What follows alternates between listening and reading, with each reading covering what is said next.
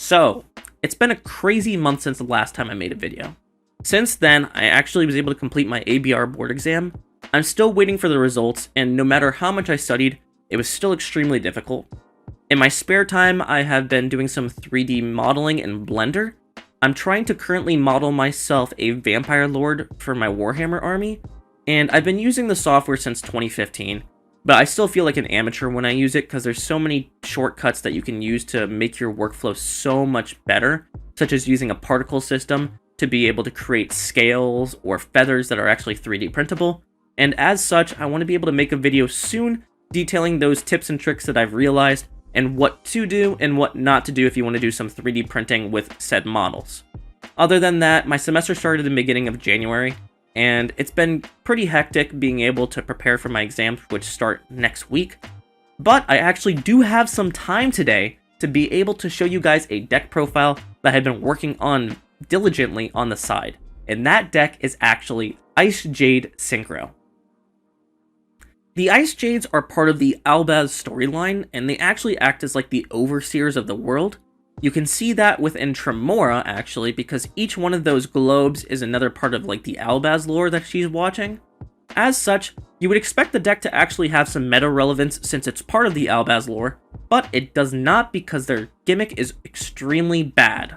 What they would aim to do, and this came out in later sets actually, not even their first wave, was you were expected to be able to set up a Cosmic Lore and Enneon Cradle lock. What Cosmic Lore says is that while an Icejade sends out Enneon Cradles on the field, monsters your opponent controls can only activate their effects the turn they are summoned.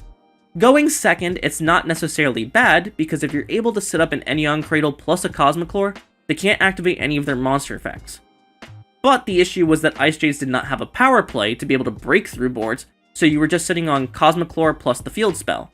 That was until they added in Icejade Curse along with Agerine, which was their spell searcher. What Curse does is it says if you have an Icejade on the field and an Enneon Cradle on the field, your opponent cannot activate the effects of monsters the turn they were summoned. So if you pair this up with Cosmic Lore, you get a 3-card combo that is a one-sided skill drain, which is really bad because the fact is that Icejades did not have the ability at all to break their opponent's boards. The best card that they had was the Cosmic Lore. But with Photon Hypernova coming out, we actually got some new support that makes the deck very viable. What we can do is we can actually splash it into an Atlantean and Mermail package, and being able to get some crazy Synchro 10s, and being able to also use the new spell, which is Great Icejade Manifestation, to be able to summon ourselves a Mermail Abyss Gaios attached with an Abyss Scale of the Mizuchi, which actually gives us a monster negate plus a spell negate, which is pretty much what the deck needed. What we're aiming to do is we want to be able to summon Deep Sea Diva, and we can use Deep Sea Diva to summon out Neptibus to be able to bin ourselves copies of Atlantean Dragoons, being able to set ourselves up with a Mulan Glacia play, and if we do happen to have the Icejade Manifestation in hand, and we're able to dump a monster off of Mulan Glacia, we can activate the Manifestation to be able to summon ourselves either a Agerine to be able to get ourselves Cradle, or we're able to summon out a Gyrocasus, which is a level 7 Aqua Tuner, and if we pair that up with, for say, a Agerine, we're able to make ourselves the new Icejade Synchro. That, and we can also use the Gyrocasus to pair it with an Abysstius or the Abyss Megalo to make ourselves into Abyss Gaios, which is a pretty cool combo. The deck has many different combo lines now. We can oftentimes get ourselves enough level 4s with Silent Sea Nettle, Acti, Abyss Pike, and Dragoons to be able to make ourselves a Bahamut Shark and being able to go into Totally Awesome. If we know that we're against a tier matchup in Game 2, we can flex into Abyss Dweller, and then being able to put ourselves out a Chang Ying plus a Gaimir, and maybe an Abyss Gaios if we're lucky. The only issue I have with the deck right now is it's kind of telegraphed with what you're trying to do. There's a lot of different lines you can go through to be able to play through your opponent's hands, but it's not strong enough yet. When we have Cybernetic Accession come out, we actually get a new deck profile, which would be adding in Icejade Agerine Ron. Ron is an insane card. It pairs with all your waters. It's able to activate Atlantean Dragoons. You can activate Abyss Gund if you have a Mermail in the graveyard. It's insanely good. It also even activates the Neptibus to be able to bring back a Dragoons.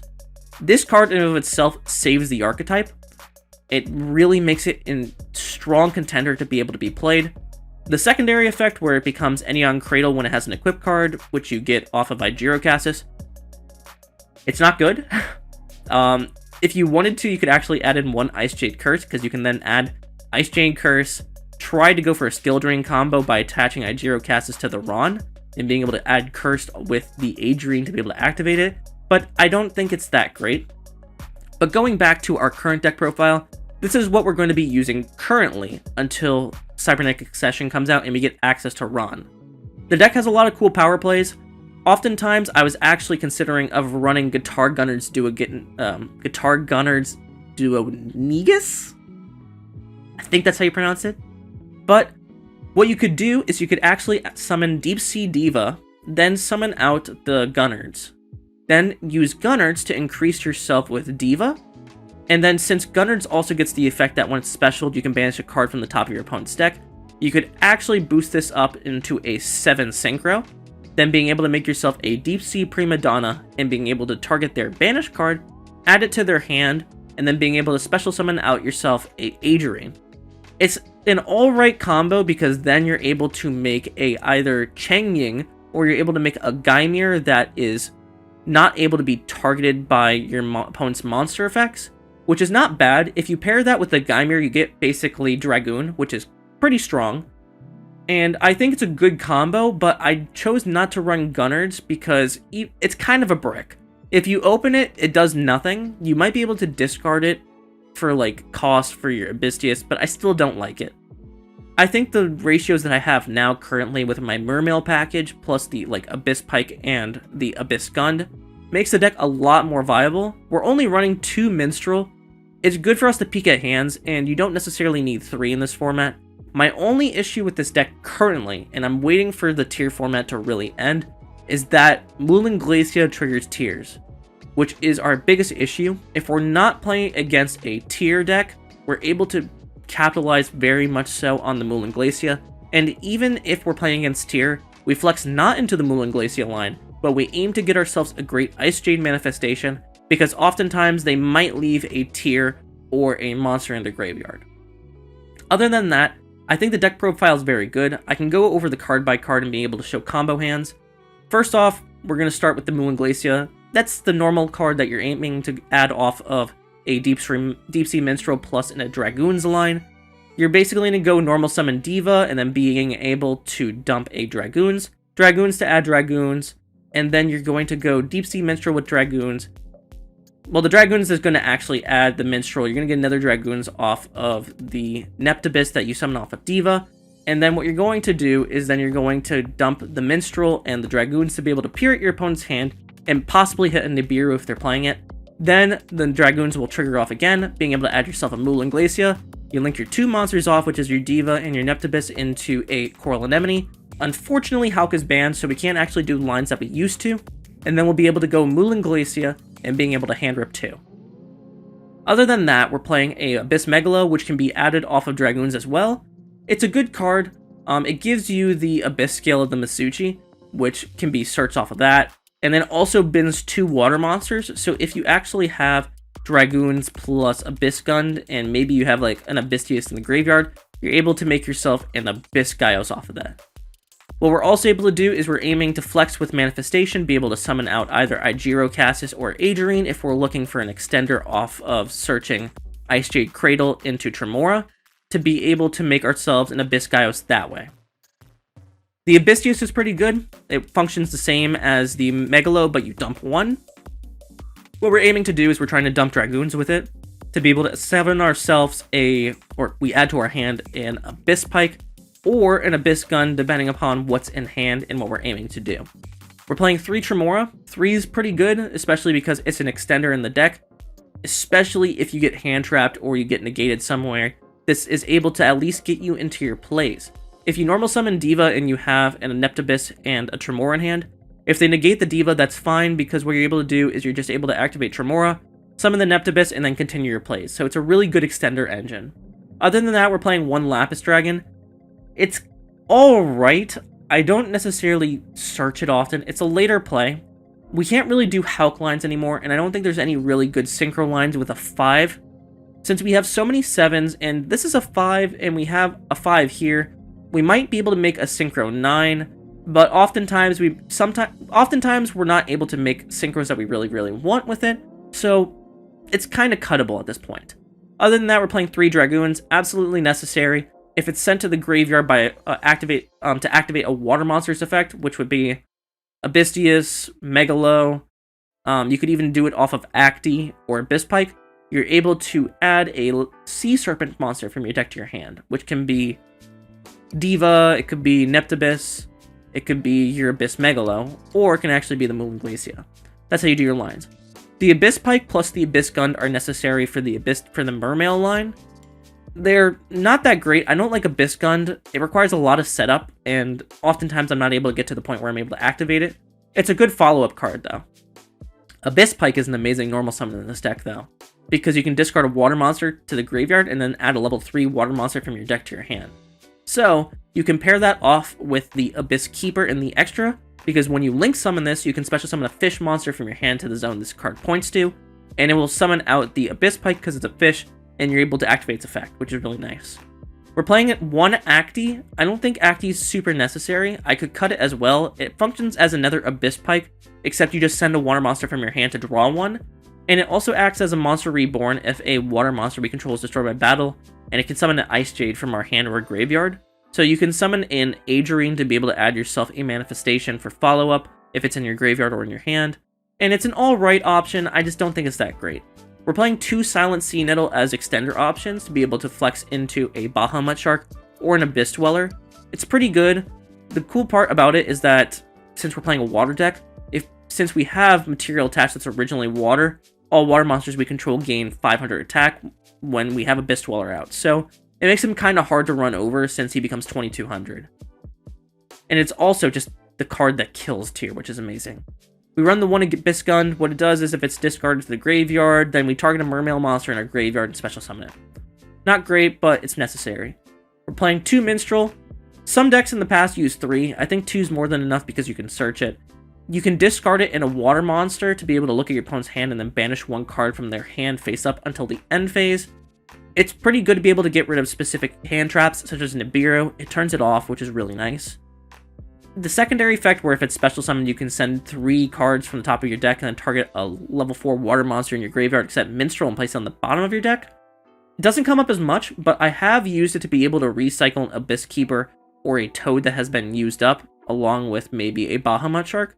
So it's a good option to be able to do that sort of stuff. It also triggers off your Atlantean Dragoons since it gets sent to the graveyard to activate a water monster's effect, which is nice. Unfortunately, it does not trigger your Abyss Gun, so if you're trying to do a mill, hopefully you hit an Atlantean Dragoons. Other than that, we're playing 2 Icejade. Originally, I was playing 3. I think 3 was a good choice, going more in a heavy Icejade option, but it's an alright normal summon. It's not the greatest to be able to normal summon. You want to normal summon a Diva, or maybe a Neptibus, but even if you pair Tremora with a Icejade, you're able to do your combos, which is pretty cool. 3 Diva, absolutely necessary. Summons any of our level 3 or lower Sea Serpent monsters. We get Neptibus. Neptibus is amazing. Able to bin Dragoons to be able to add a Dragoons and then trigger the Dragoons effect. And then also, if it is discarded to the graveyard or sent to the graveyard to activate a water monster's effect, you can target an Atlantean monster in your graveyard, except Neptibus, and special summon it. So you're able to bin the Neptibus with maybe an Abystius, bring back Dragoons, summon Abyss Pike, and then make a rank 4, which is Bahamut or Abyss Dweller, to go into totally awesome. Great card. It's the core of the deck. We're also playing 1 Deep Sea Artisan. It's an alright card. What you can do is later on in the game, you can summon Deep Sea Diva to summon out Artisan. What happens is when it's special summoned, you can send the top card of your deck to the graveyard and then target 1 level 4 or lower water monster in your graveyard and special summon it but negate its effects. It's not bad because what you can do is you can flex Diva since it's a tuner. You get basically a 3 and then you can go into any synchro that you want possibly. The synchro is basically specific to what you want. Like, if you're aiming to go for, say, the Prima Donna, you're able to go into a 4, so you would go Diva, Artisan, plus Dragoons to be able to go into Prima Donna, then maybe summon out something from your deck It's a really cool line. It's definitely a one-of. The other card effect of it is not good. If this card's added from your deck to your or graveyard to your hand by a water monster's effect, you can reveal this card and look at your opponent's hand. If it was look at your opponent's hand and rip a card like Minstrel was, it would be infinitely better, but even getting hand knowledge is pretty useful. I mean, people were playing a pointer of the Red Lotus for that, which got limited, I'm pretty sure. Other than that, we're also playing 3 Moray of Greed. You don't necessarily need this, you could throw hand traps into this spot, but it's pretty good for being able to fix hands that are pretty bricky. We're playing 3 Icejade Cradle, a non-once per turn search of an Icejade. It's so good, I love this card. You're able to search out your Adrian, search out your Tremora, and search out your Icejade if you draw 3 of them in a single turn. You can just normal summon Adrian then, be able to add a manifestation, then go Tremora to summon out Icejade, make yourself a Gaimir or a Chengying. Really good. Becomes better when we actually get the Icejade Synchro of Adrian Ron. When we can play this, we're able to search it out with Cradle, and then this starts off all of our combos really, really strong. Makes the deck insanely powerful and has a very high skill ceiling at that point. But until then, the Icejade Cradle still at 3 is really good. We're playing 2 Deep Sea Aria. I was originally going to play 3, but I think 2 is more than enough. You can banish a water monster from your graveyard and then add 1 level 4 or lower sea serpent monster from your deck to your hand. If you pair this off with Icejade Tremora plus another water monster, you can do all your lines.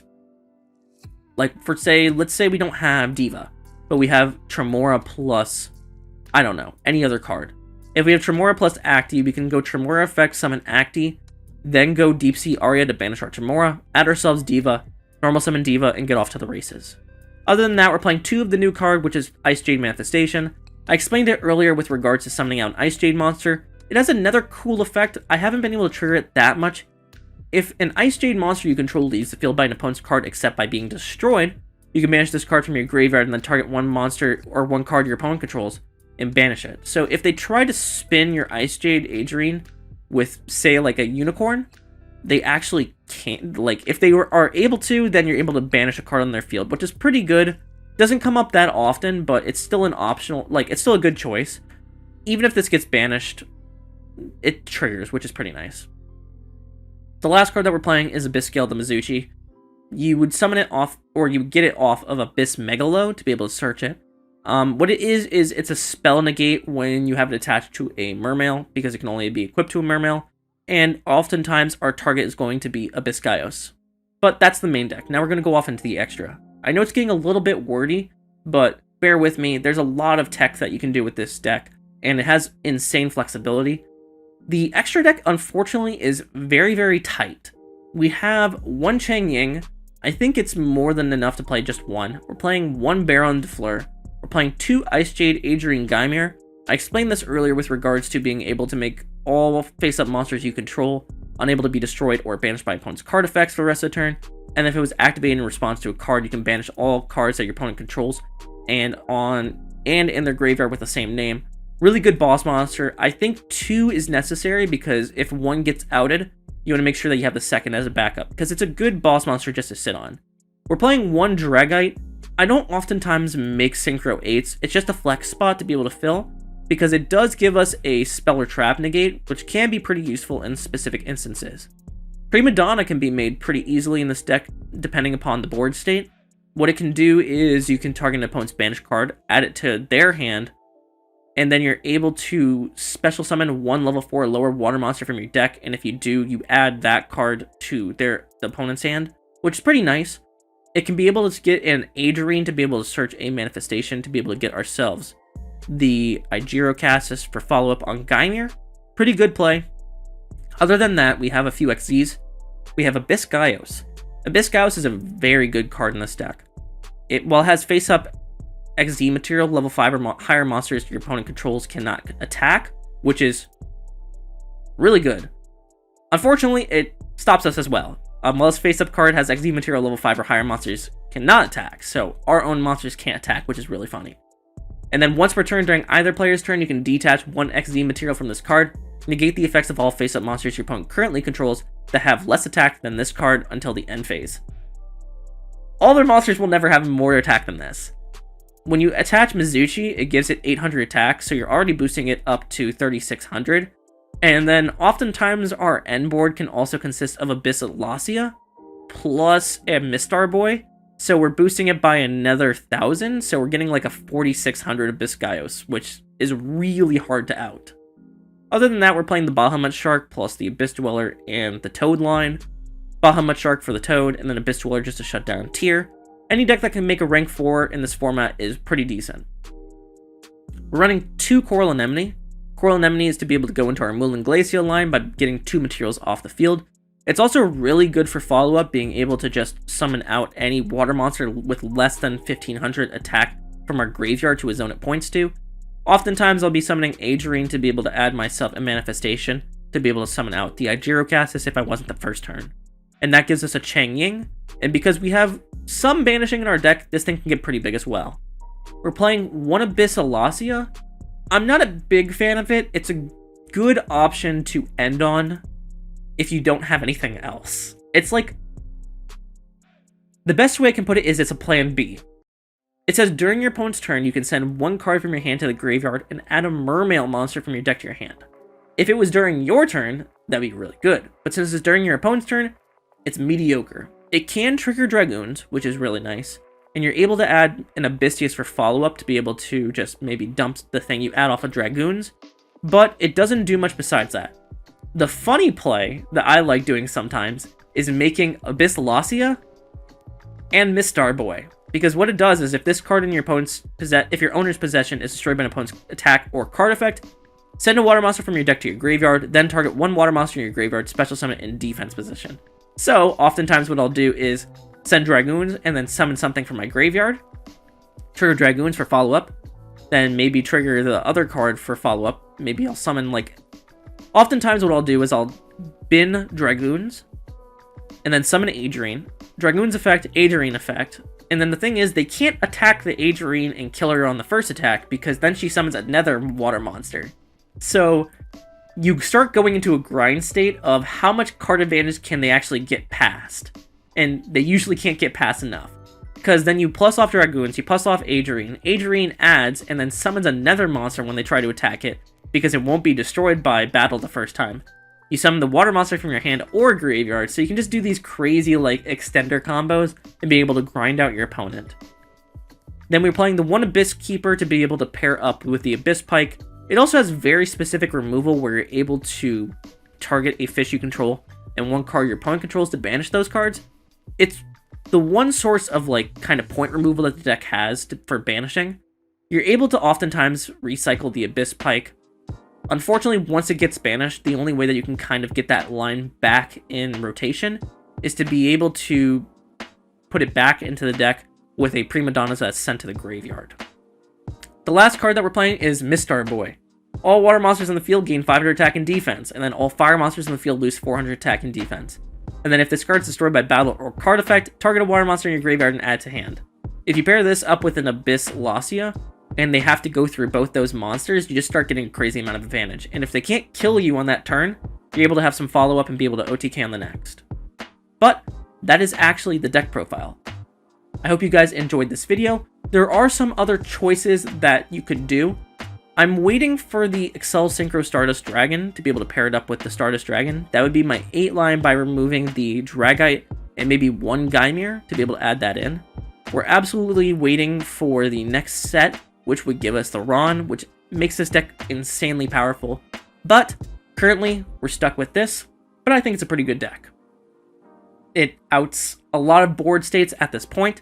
It is really nice to not be having to deal with your Bystials because they're all water monsters.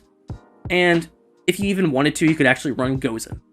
But I hope you guys enjoyed this deck profile, and I hope to see you soon in yet another video. Until next time.